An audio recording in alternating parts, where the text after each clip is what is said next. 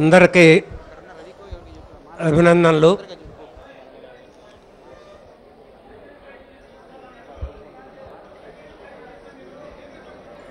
కొంచెం నిశ్శబ్దంగా ఉంటే టైం ఏంటంటే పర్వాలేదు. మీరు కానీ దయచేసి కొంచెం నిశ్శబ్దంగా ఉండండి. మీరు మాట్లాడండి సార్. మీరు లైవ్లో ఇప్పటి వరకే చాలామంది వక్తలు మాట్లాడారు. రాష్ట్రానికి ప్రత్యేక హోదా, ప్రత్యేక ప్యాకేజీ, ఈ రెండింటి మధ్య ఉన్నటువంటి తేడా, ప్రత్యేక హోదా బదులు ప్రత్యేక ప్యాకేజీ ప్రభుత్వాలు ఎందుకు ఒప్పుకుంటున్నాయి, భవిష్యత్తులో దీని పరిణామాలు ఏమిటనే విషయాలు మాట్లాడారు. నేనైతే క్లుప్తంగా 4-3 విషయాల మీద మీకు వివరణ ఇవ్వదలుచుకున్నా. ఒకటేమిటంటే, ఈ రాష్ట్రాన్ని విభజించే రోజు జరిగినటువంటి పరిణామాలు. ఒక విషయాన్ని చాలా వివాదంలో పెడుతున్నారు అనేక దఫాలుగా. రాష్ట్రం విభజన అయిపోయింది, దానికి ఒక చట్టబద్ధత వచ్చింది. అదే క్రమంలో రాజ్యసభలో మాట్లాడినటువంటి ఆఖరి చర్చ, ఫిబ్రవరి 28వ తేదీన మాట్లాడినటువంటి ఆఖరి చర్చ, దానిలో ఆనాటి ప్రధానమంత్రిగా ఉన్నట్టు మన్మోహన్ సింగ్ గారు ఈ రాష్ట్రం విడిపడిపోతూ ఉంది, దానికి ఎక్కడ కూడా హెడ్ క్వార్టర్స్ కూడా, రాజధాని కూడా లేదు, నష్టపోద్దు కనుక నష్టాన్ని భర్తీ చేయటానికి 5 సంవత్సరాలు special category status special status కాదు, అది స్పెషల్ కేటగిరీ స్టేటస్ ఇస్తున్నాము అని ఆయన ఖరాఖండిగా చెప్పారు. చాలా సహృదయంతో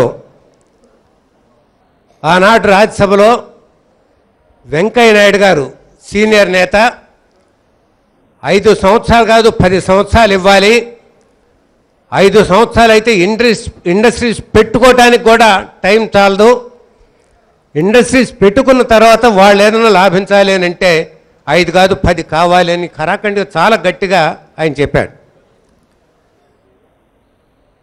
దీనిలో ఆ రెంటి మధ్య ఒక తేడా ఏంటంటే, చట్టబద్ధత చాలామంది చెప్తా ఉన్నారు, దీనిలో చట్టంలో పెట్టుంటే అది కూడా ఇచ్చిండేవాళ్ళు కదా అని. చట్టంలో పెట్టవలసిన అవసరం లేదు. చట్టంలో దీన్ని ప్రత్యేక హోదాని పెట్టలేదు కదా అనేది. ఉత్తరాఖండ్ నేను ఇస్తాను అని ఆనాడు వాజ్పేయి గారు చెప్పినప్పుడు ఏ చట్టంలో కూడా పెట్టలా, దానికి ఏ యాక్టు లేదు. ప్రధానమంత్రి గారు వాగ్దానం చేశాడు కాబట్టి ప్రధానమంత్రి గారు వాగ్దానం అది ఒక జియో కింద లెక్క, అది ఒక చట్టం కింద లెక్క కాబట్టి ఇచ్చేశారు. చాలా సందర్భాల్లో ముఖ్యమంత్రులు కానీ ప్రధానమంత్రులు కానీ ఎక్కడన్నా మాట్లాడినప్పుడు ఒక వాగ్దానం చేస్తే, ఇక్కడే గుంటూరులోనే ఒకప్పుడు చెన్నారెడ్డి గారు ఒక మాట మాట్లాడి వాగ్దానం చేస్తే పక్కనున్నటువంటి కలెక్టర్ గారు అడిగారు, ఏమండి దీనికి జీవో ఇవ్వాలి కదా అని. నా మాటే జీవో అన్నాడు. అంటే ప్రధానమంత్రులకి, ఒక రాష్ట్రాన్ని పరిపాలించే ముఖ్యమంత్రులకి ఆ గౌరవం ఉంటుంది, ప్రజల అవసరాలని దృష్టిలో పెట్టుకునే మాట అంటే. కానీ దీనిలో ఎక్కడా కూడా దీనికి చట్టబద్ధత లేదు అనలేదు అని అనడానికి ప్రత్యేకంగా ఇది బయట చేసిన వాగ్దానం కాదు. అన్ని రాజకీయ పక్షాల ముందు అక్కడ రాజ్యసభలో చేసిన వాగ్దానం, ఆంధ్రప్రదేశ్కి ప్రత్యేక హోదా ఇస్తాను అని అంటే అందరూ ఆమోదించి బల్లలు తెచ్చారు. ఆమోదం అది. కానీ దీనికి ఇవ్వటానికి ఎక్కడ మరి ఎందుకు వస్తూ ఉందో దాని చట్టబద్ధత లేదనేది దానిలో పసలేదు. అది మాత్రం మనకి ప్రత్యేక హోదా ఇవ్వడానికి అడ్డంకి కానే కాదు అనేది నంబర్ 1 పాయింట్. రెండోది ఏంటంటే అదే రోజు 3 విషయాల మీద ఆయన చెప్పాడు.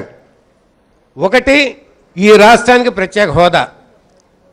2, పోలవరం ముంపు గ్రామాలు వాటికి ఇస్తామనేది. 3, 24 గంటలు విద్యుత్తు. మరుసటి రోజు క్యాబినెట్ మీటింగ్ పెట్టినా కూడా క్యాబినెట్ మీటింగ్లో ఇవి అప్రూవ్ చేశారు. కొద్ది రోజులకే మన రాష్ట్ర ముఖ్యమంత్రిగా ఆనాడు ప్రమాణ స్వీకారం చేయాల్సినటువంటి చంద్రబాబు నాయుడు గారు జూన్ 2వ తారీఖున 8వ తారీఖున చేశాడు. 8వ తారీఖు ఎందుకు చేశారండి? ఆలస్యం అవుతుంది కదా అని అంటే, ఆయన ఆ రోజు వచ్చిన వివరణ ఏంటంటే, ఈ మధ్య కూడా ఇచ్చారు మాకు మన కౌన్సిల్లో, నాకు ముంపు గ్రామాలు 7 ఉన్నాయి కాబట్టి 7 ముంపు గ్రామాలు ఇస్తామని చెప్పిన దాకా నేను ప్రమాణం చేయలేదు అన్నాడు. కానీ ఆ రోజు 7 ముంపు గ్రామాలు అన్న రోజునే అదే 8వ తారీఖు చేశాడు. కాబట్టి ఈ రాష్ట్రానికి ప్రత్యేక హోదా ఇస్తాము అనేంతవరకు నేను ప్రమాణ స్వీకారం చేయాలంటే అది సరిపోయిండేది కదా. కానీ ఆ మాట అనలా. సో కన్వీనియంట్గా దాని వరకు పరిమితమయ్యారు. అయినా సరే దానికి దీనికి సంబంధం లేదు, ప్రత్యేక హోదాకి దాని అన్నదానికి సంబంధం లేదు. 2, ఇప్పుడు యువత అంతా చూస్తూ ఉన్నాం. మనం రాష్ట్ర భవిష్యత్తు దేని మీద ఆధారపడి ఉంది? మోడీ గారు ఈ మధ్య ఎక్కడికి వెళ్ళినా కూడా, ఏ దేశం వెళ్ళినా కూడా, మా దేశంలో 35% యువత ఉన్నది, అది ఒక ప్రొడక్టివ్ ఫోర్సు, వాళ్ళతో మేము ఈ దేశాన్ని అభివృద్ధి చేసుకుంటాం, మేక్ ఇన్ ఇండియా అని అన్నాడు. మేక్ ఇన్ ఇండియా అనేదానికి అవకాశం ఇక్కడ ఇవ్వట్లా.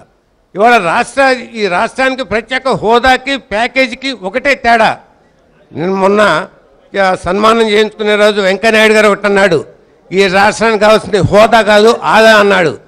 కానీ నేనంటాను, ఈ రాష్ట్రానికి హోదా వస్తేనే ఆదా వస్తుంది, లేకపోతే హోదా లేకుండా ఆదా మాత్రం లేదు.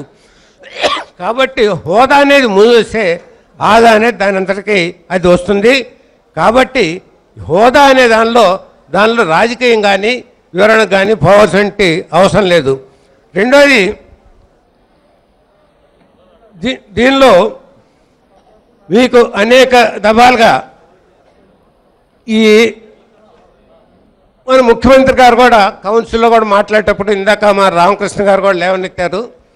ఆయన అన్నాడు, ఆయన అంత ముందు కూడా 2-3 సార్లు అన్నాడు, ప్రత్యేక హోదాని ఏమన్నా సంజీవిని అని, ప్రత్యేక హోదా ఇచ్చిన రాష్ట్రాలు ఏ మేరకు బాగుపడ్డాయని. ఇవన్నీ నీరుగా వచ్చిన తర్వాత నేను ఆ రోజు చెప్పాను, మీరే నీరు గార్చుకుంటూ వచ్చారండి, దీని ప్రాధాన్యత అంటే ఆ రోజు కొంత ఘర్షణ జరిగింది. దాన్ని నేను మాట్లాడి వివరానికి దానికి రాలా, అదే సమయం దొరకలా. కానీ ఈ ఇబ్బంది